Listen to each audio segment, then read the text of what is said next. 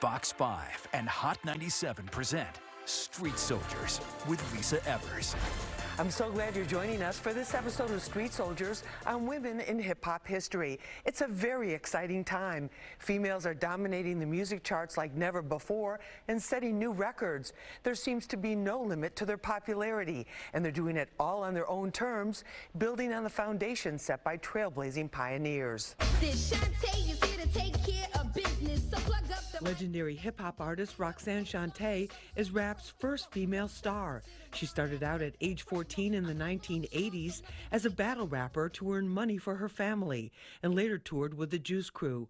The story of her extraordinary life was brought to the world in a Netflix biopic, Roxanne, Roxanne. She says there's one constant throughout the years. Hip-hop has always been a reflection of our life, of what we're going through, of what we're dealing with.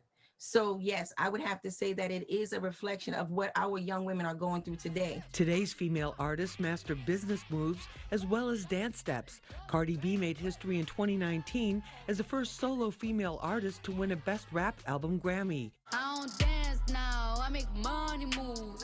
In 2021, her debut single, Bodak Yellow, was certified diamond by the RIAA, making her the first female rapper to reach the milestone of 10 million units sold.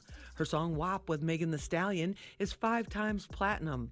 Rapper and MTV star Justina Valentine says for women, there's the added pressure of their appearance. People expect you to be perfect. Like, they always want females to be on. They want your makeup slayed. They want your hair laid.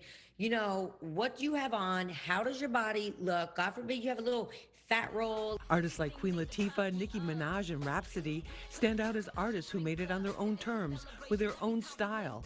And that's major progress, says Dirty Harriet rapper Rod Digga. We were always our own bosses, but there was a heavy reliance on that male affiliation, and I see now we're seeing women actually thrive without that. So that's a beautiful thing. Opportunities for women are greater than ever, and so are the expectations. Let's find out what our panel has to say. Joining me is the one and only Roxanne Shante. She currently is a host on Rock the Bells on Sirius XM. She is a legendary female hip-hop artist. If you know your hip-hop history, you know Roxanne Shante. She started rapping at 14, and she was, of course, the star of the Netflix special about her life called Roxanne, Roxanne. Shante, great to have you with us. Thank you. Thank you for having me. Thank you so much. Also joining us, another legend, legendary rapper and actress Rod Digga. She's also the co-host of a podcast, what they call a Godcast, with Lord Jamar. Rod Digga, great to have you with us. Thank you. Thank you. Also joining us is Justina Valentine. She is the longest running cast member on Nick Cannon's Wild and Out on MTV. She is a rapper, singer, songwriter, and famous among certain circles for her freestyles on the latest news. Justina, great to have you with us. Hey, Lisa, longest running female castmate, 'cause I don't want DC to be on my head. Oh, okay, longest running female cast member, okay. Thank you so much for having me. And I just want to say, such an honor to be here with you and Roxanne Shante and Rod Digga, queens in the game. And, you know, because of ladies like them, paved the way for myself to even do what I do. So thank you so much for having me. No, it's great. It's great to have you. Shante, I want to start with you on this. You started rapping at 14, and it was almost like a money-making thing for your family. Tell us about that. Well, yeah, actually, that's what it was. I never wanted to be a rapper. I never thought that I was going to be in this whole hip-hop thing. I always felt that I wanted to be an attorney. And it just so happens that I have what is called the Nipsey Russell syndrome, which is the ability to freestyle at any time.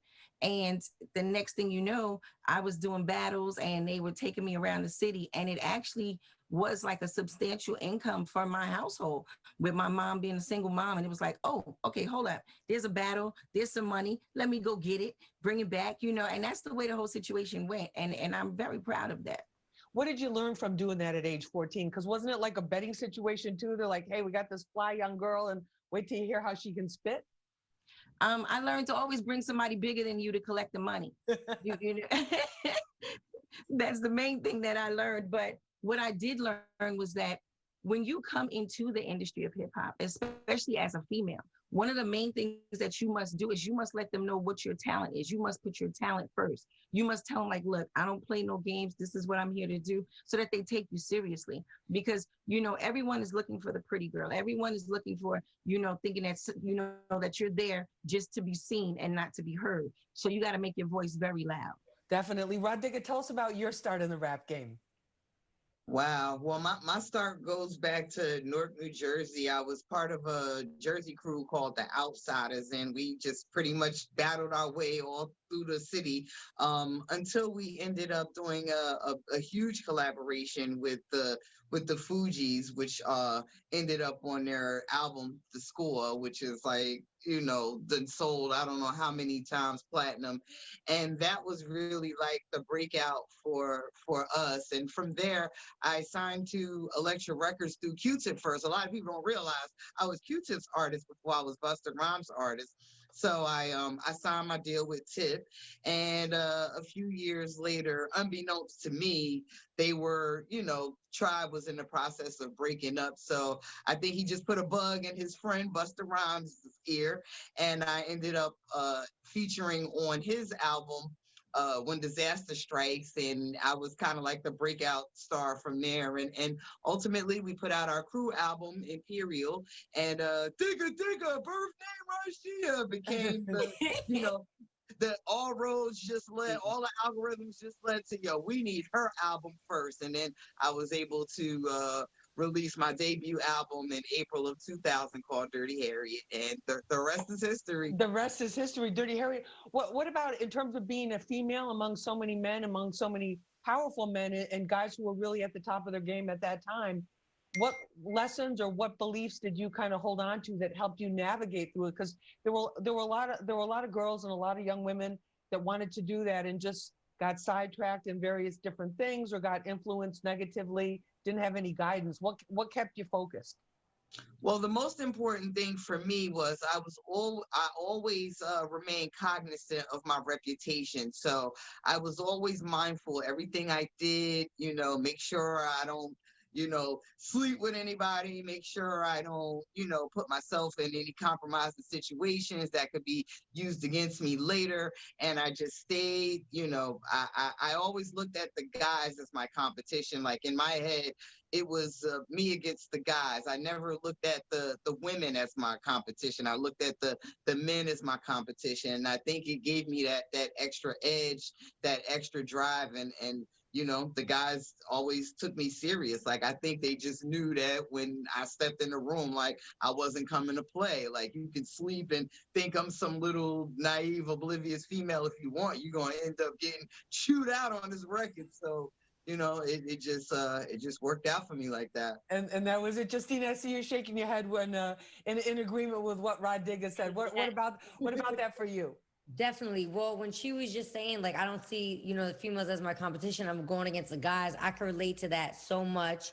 On Wild 'N Out, it's always like me going head to head with like the best battle rappers. Shout out to all my brothers, Conceited, Hitman, Charlie Clip, Sharon, DC, Carlos, Chico. So I'm the same way. Like, I'm always up against the guys. Like, just compare me to everyone who's the best. I don't care if they man, female, etc. And I started rapping also very young, and I'm from the county over from you, Rod Digger, Passaic County. So definitely, yeah, definitely. Jersey. A lot of Jersey here, a lot of Jersey in the a lot That's of right, Jersey. So yeah, I just started rapping really young, and I would always people would start buzzing about me like, oh, it's this Italian girl that raps this and that, and I would always be known for my freestyling ability. And then once people knew I could do it, and by the way, Roxanne, I watched the documentary, is fire. And I love both of you because I know you have that ability to freestyle. And that's, yeah, and you guys are, the illest. And that's what got me my notoriety, was when people found out I could freestyle for real. So then, once they know you could do it, they want to test your chin. So I was like, okay, rap about this. So I was all over rapping about what people would tell me to rap about, doing battles, and like Roxanne was saying, always have the big homie with you to collect the money when you win. And TV wasn't really my goal at that point. I just wanted to be an artist, a rapper, singer, and but it was my freestyling ability that got me recognized by MTV and by the producers. of Wild 'N Out, since it is a improv music Yes. and comedy show, and it was that ability that got me on TV. And then, thank God for Nick Cannon and MTV. They changed my life and gave me that platform that I think it would have been a lot harder for me to get on just doing music, being a female, looking the way I look. That was, it was a tough path for me. And no matter how good I was, people didn't really want to give it up. And then, when God opened that door, TV, that's what really changed things for me. Stay with us. There's much more to come. Shantae, when you were starting out, there was no social media. There are barely cell phones. What do you think? What changes do you think the social media presence that artists, male or female, really have to have a social media presence to even get recognized by the industry and get known to fans? How do you think that's changed the game for women? Has it made their music more accessible? Has it put other pressures? What's your take on that? Well, one thing I can say is that it definitely has widened their platform. Anyone who had a small or a local platform now is international. There's no such thing as a local artist anymore, because as long as you have social media, you are going to be everywhere. You're going to be seen everywhere. I think the only downfall of it is when you make a mistake now, it is relived by the second every day. Where that wasn't the case. If it was back in the days where I was in a club and you got punched in the face, you only got punched in the face once. The only people who could tell the story was the people who was there. And by the time you get a chance to, you can go and you can change the story or change the dynamics of it if you wanted to.